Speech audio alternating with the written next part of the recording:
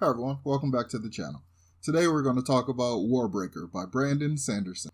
And because this book is so dependent on the mysteries that Brandon created throughout, this review is going to be completely spoiler free. So with that being said, hit that like button and remember to subscribe to the channel, and let's begin.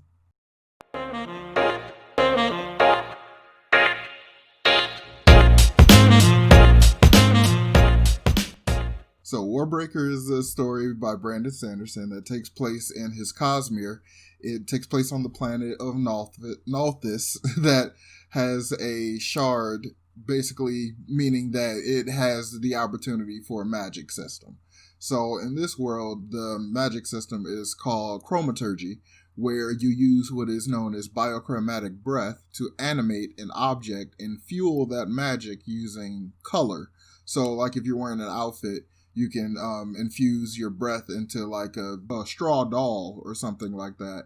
And as you infuse your breath and give it a command, the color in your shirt will bleed to gray or something or bleed to gray, basically. And it fuels the magic of the world. So it's a really cool magic system. And so the breaths in their bodies are very similar to, but are distinctly separate from their souls. But one of the kingdoms on this planet, the kingdom of Idris, they believe religiously that the breath is the soul, and to give up your breath is to give up your soul and all this kind of stuff. And so they are very, no-go on the entire magic system. Like, they don't have any of the magic users in their kingdom and stuff like that, and they don't like it. So, and also as a result of this, because the way color is reflective of, like, emotions and things like that, that causes this culture to be very demure, very like reserved and very like formal and traditional and all that kind of stuff.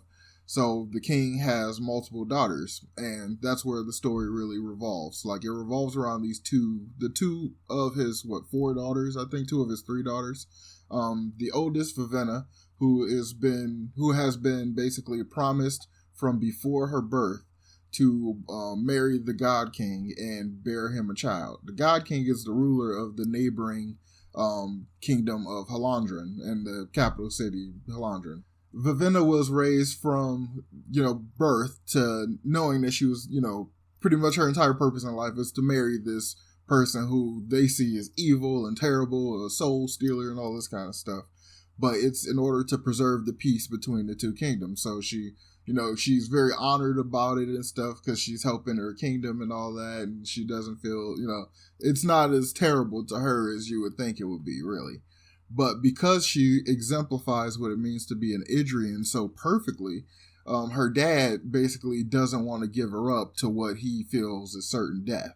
So as a result, he chooses to send her younger sister, Serene, that's Elantra's, Ciri, who is, because she doesn't have a set thing, like the other daughters have like a thing, like the middle daughter is going to be in the monastery, and like the oldest is supposed to be the, basically the sacrifice person or whatever, and the youngest, Ciri, she doesn't really have, purpose. She doesn't have a set goal kind of thing. So she gets to just live free and, lax and just, go play around and all this kind of stuff. So she's just, very much like that. And a lot of people don't like it because in their culture, you're supposed to be very reserved and, not so, explicitly happy, and you're not supposed to like color and stuff. And she loves flowers and all this kind of stuff.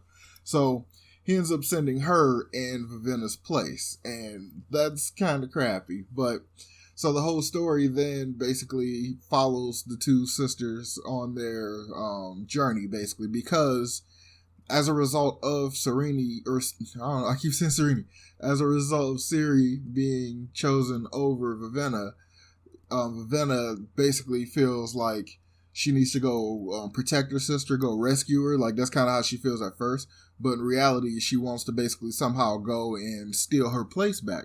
Because she feels like she's been affronted, like her entire goal in life and everything. She feels like she's just been cast aside. And so she basically wants to go get her place back. But along the way, a bunch of stuff happens, like multiple reveals.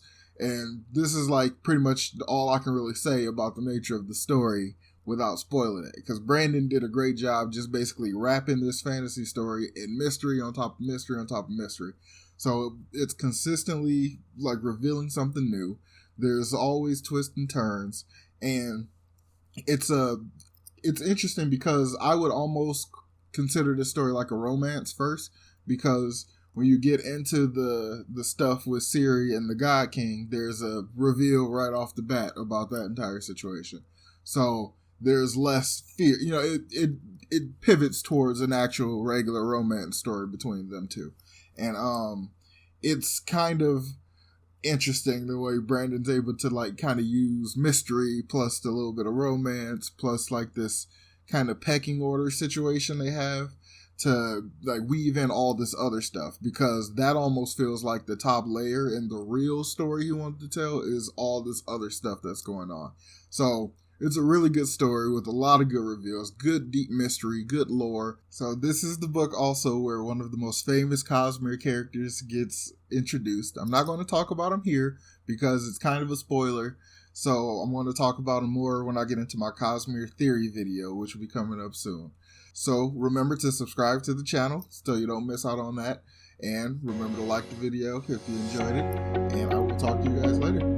Peace.